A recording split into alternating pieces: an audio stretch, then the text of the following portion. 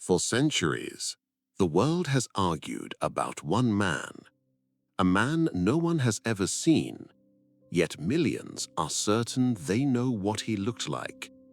What color was the first man? It's a simple question, yet for centuries, people have argued over the answer. For generations, artists have painted Adam with pale skin, blue eyes, and European features. But many insist that's impossible. They argue that if humanity began in Africa, then Adam must have been black. Others disagree just as strongly. They say the Bible tells a completely different story. So, who's right? Millions of people are convinced they already know the answer. But what if the reason this debate has lasted for centuries is because almost everyone has been starting from the wrong place? Surprisingly, the biggest clue isn't in a painting. It isn't in a museum. It isn't even in modern science. It's somewhere much older. But before we can decide who's right, we have to start where every investigation should, at the source. Today, we're opening the first pages of Genesis, not to defend tradition, not to challenge tradition, not to prove a theory, but to follow the evidence, wherever it leads. Because somewhere, beneath centuries of debate, tradition, assumptions, and opinion, lies the original story. And that's where our investigation begins. Before we begin, I want you to make a prediction. What color do you think Adam was? White, black, or something else? Don't answer just yet. Keep your answer in mind and see if it changes before this investigation is over. And if you enjoy documentaries that separate evidence from assumption, take a second to like this video. It helps more people discover investigations like this and tells me you'd like to see more. Now, let's begin. What color was Adam? Don't answer too quickly. Your answer might change before this investigation is over. It sounds like one of the simplest questions in the Bible. So why has no one been able to agree? Ask 100 people, and you'll probably get 100 different answers. Some won't hesitate. White. Others are just as certain. Black. Some point to famous paintings. Others point to Africa. Some quote science. Others quote the Bible. Everyone is convinced the evidence is on their side. But here's the first clue. They're not all talking about the same kind of evidence. Think about that. One person points to a Renaissance painting. Another points to modern genetics. Another opens the book of Genesis. 3 different starting points, 3 different paths, 3 different conclusions. Yet those are 3 completely different kinds of evidence. And that's the first crack in the argument. Because if people start in different places, it's no surprise they arrive at different conclusions. That leads to a much bigger question. Where should our investigation begin? Not where opinions begin, where the evidence begins. Most people start with a conclusion, then search for evidence to support it. We're going to do the opposite. We're going to follow the evidence, one step at a time, even if it leads somewhere unexpected. Every investigation has to begin somewhere, so we'll begin with the oldest account we have, the Book of Genesis. It seems like the obvious place to start, but almost immediately, the story takes an unexpected turn. Not because of what it says, but because of what almost everyone assumes it says. So let's begin where the story begins. Our first witness is the Book of Genesis. If Adam's appearance is described anywhere, this is where we'd expect to find it. Genesis begins with the creation of the heavens and the earth. Day by day, the world takes shape. Light, sky, land, seas, plants, animals. Everything builds toward one moment, the creation of humanity. Then, something unexpected happens. The pace changes. The story slows. Suddenly, every word matters. As I read, I wasn't just following the story. I was searching for one specific clue, a description of Adam himself. Genesis doesn't simply tell us that Adam was created. It tells us how. God formed man from the dust of the ground, breathed into his nostrils the breath of life, and the man became a living being.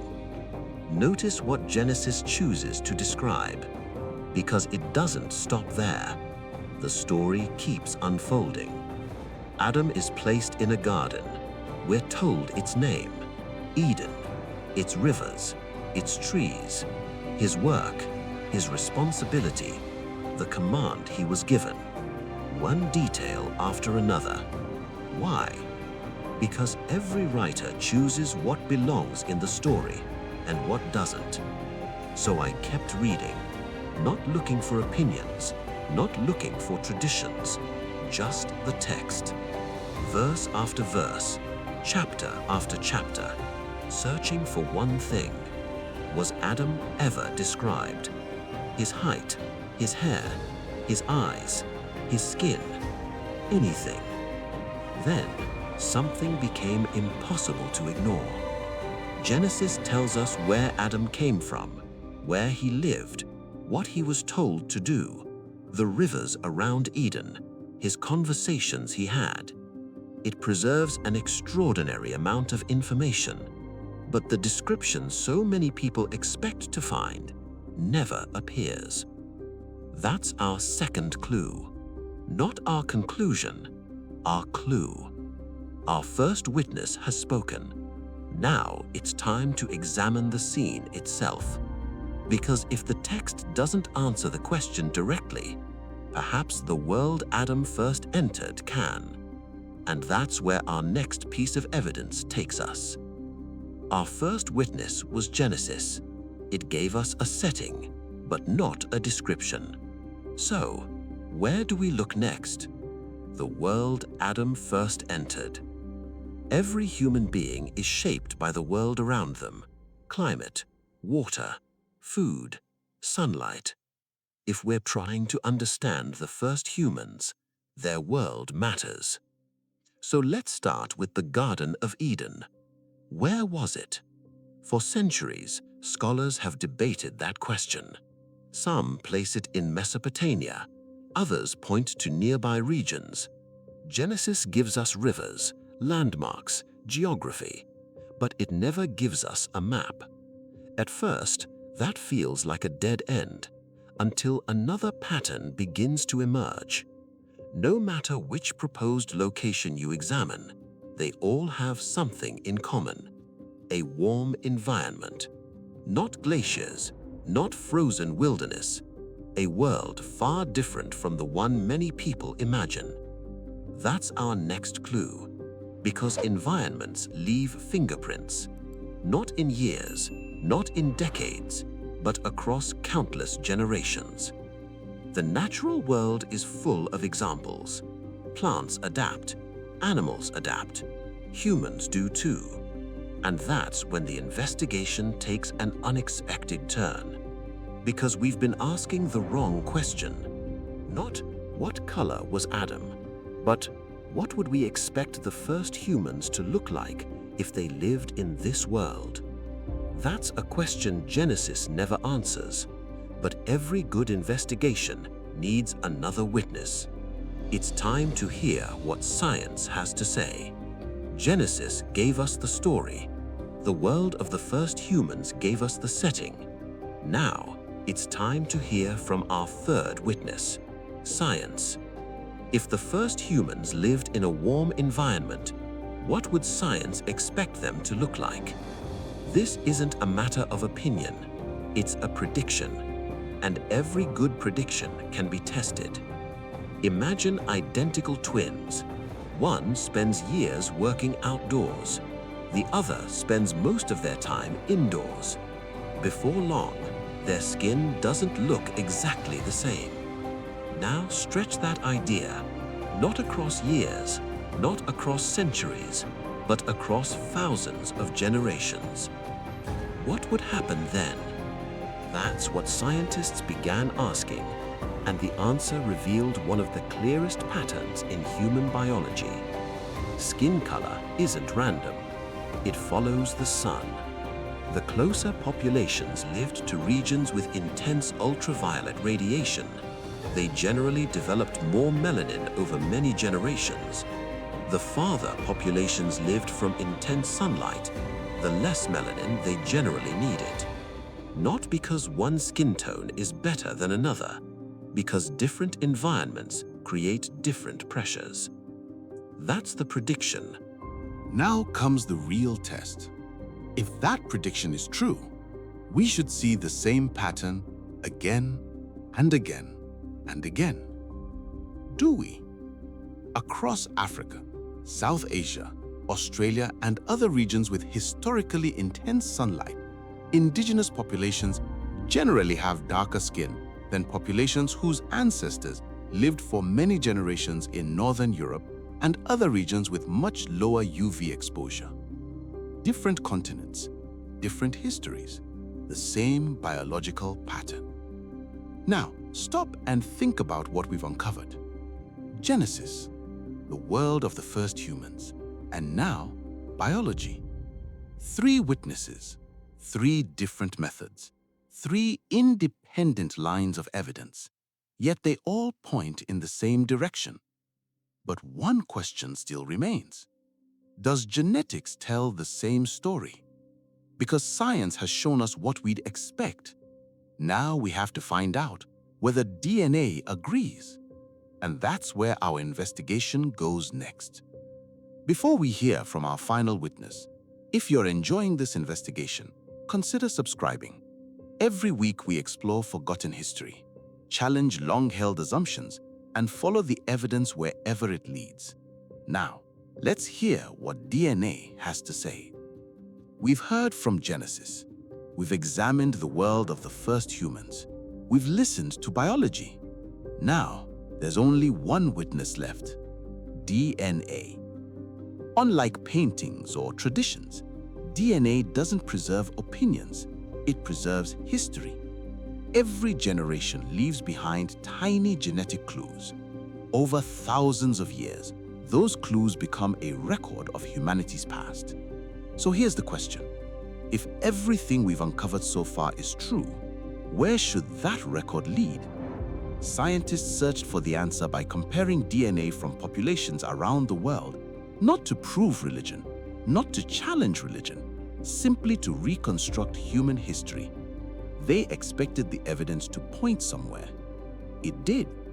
But before I tell you where, consider this. Imagine finding the oldest copy of a book. Would you expect to find it close to where the story began, or thousands of miles away? The same idea applies to human history. If humanity began in one place, that's where we'd expect to find the deepest and most diverse genetic history. So, where did the evidence lead? Africa. The greatest genetic diversity among living humans is found there, and that's one of the strongest clues genetics can offer about humanity's deepest ancestral roots. Picture the human family tree. The trunk represents our earliest ancestors. The branches spread outward over time. As small groups migrated, they carried only part of the original genetic diversity with them. Generation after generation, those branches spread across the world. Different continents, different climates, different adaptations, one shared ancestry. Now, stop for a moment. Look back at everything we've uncovered.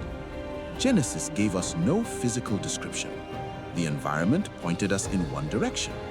Biology predicted what we should expect. Now, genetics points to the same place. 4 witnesses, 4 different methods, 4 independent lines of evidence. None of them depended on the others, yet their testimony keeps converging. Does this tell us exactly what Adam looked like? No. DNA cannot reconstruct the appearance of a specific individual described in an ancient biblical text, but it can tell us whether some possibilities fit the evidence better than others. And that distinction matters, because this investigation has never been about defending an opinion. It's been about following the evidence wherever it leads. And after 5 chapters, our investigation is complete. There's only one thing left: the verdict. So, what color was Adam? Before we reveal the verdict, has your answer changed since the beginning? 5 chapters, 4 witnesses, 1 question. What color was Adam? The investigation is over. Now, it's time for the verdict. Here's the first thing we learned. The Bible never describes Adam's skin color, not once. That may sound like a small detail, but it changes the entire conversation. Because for centuries, people have confidently described Adam in ways the text itself never does. Genesis simply doesn't answer the question. So our investigation couldn't stop there. It had to follow the evidence, wherever it led. And that's exactly what we did. 1 witness may be mistaken. 2 may still leave room for doubt. But when independent witnesses, using completely different methods, keep telling the same story, their testimony becomes much harder to ignore. And that's exactly what we found. The environment, biology, genetics, different fields, different methods, one consistent story. Can any of them tell us exactly what Adam looks like? No, the evidence simply doesn't allow it. But can they tell us what we'd reasonably expect the earliest human populations to have looked like? Yes, and that's the distinction that matters. We weren't investigating a portrait, we were investigating what the evidence makes most probable. Not what someone imagined, but what the evidence makes most reasonable to expect. That's how every good investigation works. You don't build a verdict on 1 witness or 1 piece of evidence. You build it on the combined weight of everything you've uncovered. And when you do, the picture becomes much clearer. Not because every question has been answered, but because the evidence answers the questions it's actually capable of answering. The investigation is over. The evidence has spoken. Now, the verdict is before you. But before we close the case, there's one final question. Why does any of this matter? When this investigation began, the question seemed simple. What color was Adam? But somewhere along the way, the question itself became something bigger. The hardest part wasn't finding the evidence. It was separating the evidence from centuries of assumption. Some assumptions came from tradition. Others came from paintings, culture, or simply hearing the same story so many times that it started to sound like fact. That happens more often than we realize, not just with Adam, but throughout history. That's why investigations like this matter. Not because they always confirm what we already believe, but because they challenge us to ask better questions, to go back to the original sources, to test long-held assumptions, and to let the evidence speak before our assumptions do. Whether this investigation confirmed something you already believed or challenged something you thought you knew, I hope it encouraged you to keep asking questions, because history is rarely as simple as we've been told. And the closer we get to the evidence, the closer we get to the truth. If this investigation made you see the story differently, I'd love to hear your thoughts. Which witness convinced you the most and why? Genesis, the environment, biology, or DNA? I'd genuinely love to know. And tell me where you're watching from. If this investigation made you think or challenge something you've always believed, the best way to support the channel is simply to like this video. It helps more people discover documentaries built on evidence instead of assumption. And if you enjoy asking difficult questions, challenging popular narratives, and uncovering the hidden stories behind history, subscribe to the Heritage Map. We're only beginning. Until next time, keep asking questions.